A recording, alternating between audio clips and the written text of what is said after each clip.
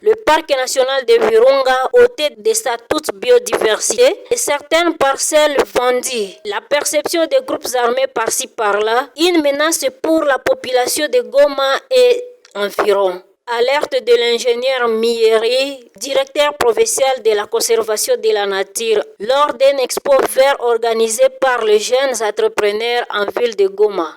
Quand on doit avoir une vision verte, on a des idées durables. La menace des aires protégées en province Nord Kivu, à l'est du Congo, même en Congo en général, particulièrement du parc national de Virunga, c'est un problème qui est posé avec beaucoup d'acuité. La loi, non. Le pays d'abord, c'est un pays qui a des lois. Donc il y a une légalité autour de ces aires protégées et sont gérées sur base de dispositions réglementaires. Et aujourd'hui, avec la guerre, qui est la même avant la guerre, c'est pas, le parc national de Virunga a connu des menaces depuis longtemps. Ça fait depuis 2011. Depuis 2011, même 2000. Depuis que les rébellions ont commencé. Le parc, c'est quoi? Le parc, c'est là où on protège la biodiversité. Donc, le pays a besoin, le Congo a besoin de 15% de ces espaces pour former des aires protégées. Aujourd'hui, nous sommes encore à 13%, on n'a pas encore atteint les 15%. Tandis qu'on compte aller jusqu'à 17%. Et le parc national de Virunga, c'est menacé aujourd'hui par la guerre. C'est devenu les lieux d'affrontement. Vous l'avez même dévoilé au niveau même des parcelles. Quand on vend la parcelle, c'est-à-dire qu'on a ôté toute sa biodiversité, que ce soit végétale ou bien animale. C'est déjà parti. Et le parc national de Virunga était un lieu, c'est un lieu de tourisme, un tourisme guidé. Aujourd'hui, chacun s'est fait le luxe d'y ancrer et il fait n'importe quoi pour ses besoins. C'est pour des besoins politiques, pour les intoxications politiques. Et dans les parcs de Virunga, il y a des animaux qui meurent d'eux-mêmes. Il y a des animaux qui meurent par des épidémies, par des maladies. Et dans les parcs de Virunga, il y a des champs maudits. Donc là où les lieux où on enterre des animaux qu'on a suivis malades. Si par exemple les animaux étaient atteints des zoonoses qui sont bon, les zoonoses sont des maladies qui sont causées par les maladies transmises animales, homme ou bien homme-animal. Vous arrivez dans un champ maudit où vous allez faire soit une parcelle, soit votre lieu de détente, soit vous allez couper les bois là-bas, ou bien vous allez faire un champ. Donc les sports qui sont là ne sont plus contrôlés par même les techniciens, les éco-gardes. Vous serez source de contamination de toute une ville. De là où vous êtes allé, vous apportez les spores, les microbes, les pathogènes ici en ville pour contaminer tout le monde. De Virunga, il y a un comité qui se concerte pour sa restauration. Bon, mais avec la guerre, donc il y a des priorités du pays que la technique doit venir après pour que les techniciens reprennent encore leurs travaux. Les jeunes entrepreneurs doivent plus investir dans le secteur vert pour protéger l'environnement. Mokonyera bienvenue, ingénieur agronome de formation, jeune entrepreneur de la ville de Goma. Notre entreprise est une entreprise sociale et va dans la gestion et le recyclage des déchets plastiques en pavé. C'est une entreprise qui accompagne les femmes et les jeunes dans l'entrepreneuriat vert. L'entrepreneuriat vert, pourquoi? Parce qu'aujourd'hui, avec les slogans, les Congo est le poumon de l'humanité dans le secteur environnemental, nous, en tant que jeunes Congolais, nous sommes dit que comment nous pouvons faire aussi pour contribuer au problème du changement climatique, au problème du chômage au niveau des jeunes. Nous avons créé l'entreprise pour se focaliser beaucoup plus dans les recyclages. La collecte, nous faisons la collecte au niveau des dépotoirs publics, des dépotoirs pirates et puis nous acheminons ces déchets dans notre unité de transformation pour produire les pavés plastiques. À part les pavés plastiques, nous sommes en train de mettre en place un projet de biocharbon écologique avec la mise en place de foyers améliorés qui va permettre aux utilisateurs, surtout les femmes, qui utilisent les braises. Avec l'utilisation des braises aussi, ça affecte la déforestation, mais aussi si nous intégrons les recyclages de déchets plastiques, les déchets biodégradables en charbon écologique, qu'on appelle briquettes écologiques, ça peut nous aider à lutter contre les réchauffements climatiques et contribuer aussi les emplois pour les jeunes, pour les femmes dans notre communauté.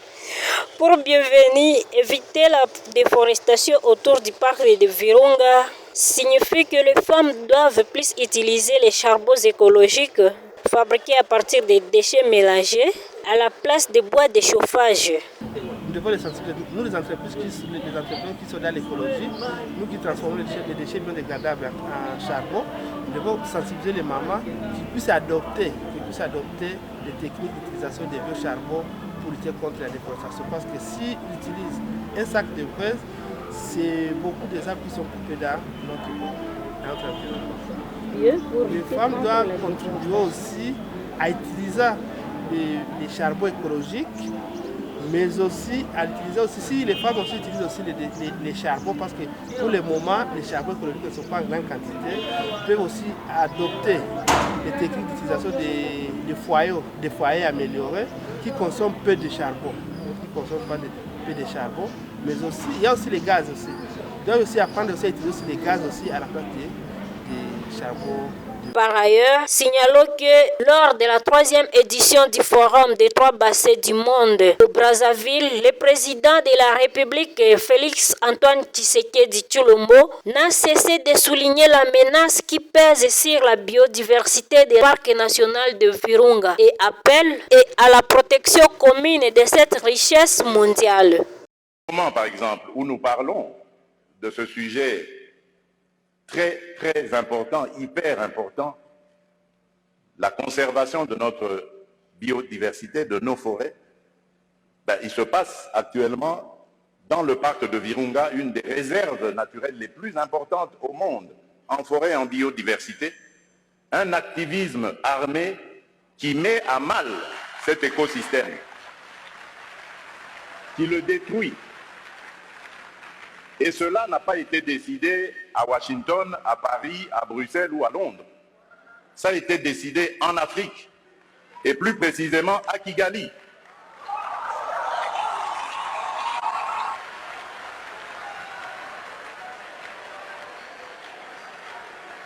C'est l'œuvre d'un frère africain. C'est pour vous dire que nous devons bannir l'hypocrisie qui est entre nous.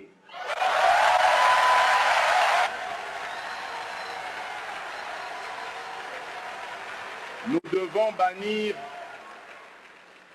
devons bannir des fléaux tels que le tribalisme, la haine de l'autre. Et c'est là, je crois, que nous pourrions parler d'abattre nos barrières,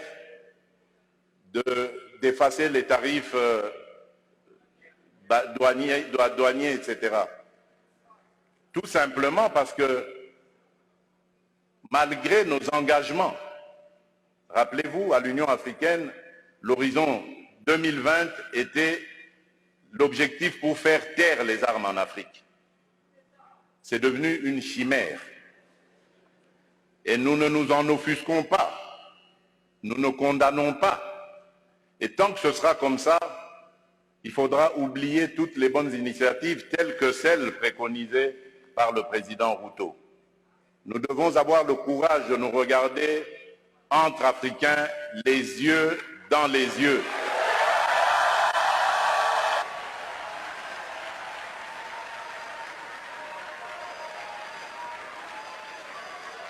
Et nous dire que on ne peut pas s'appeler frère et se poignarder dans le dos en même temps.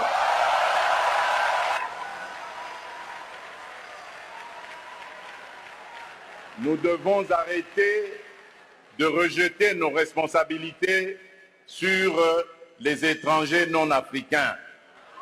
Et eux le savent. Le jour où nous mettrons fin à ce à quoi nous assistons aujourd'hui, à l'est de la République démocratique du Congo par exemple, des voisins qui viennent semer la pagaille, la mort, la désolation, uniquement dans le but de s'enrichir, de piller les ressources.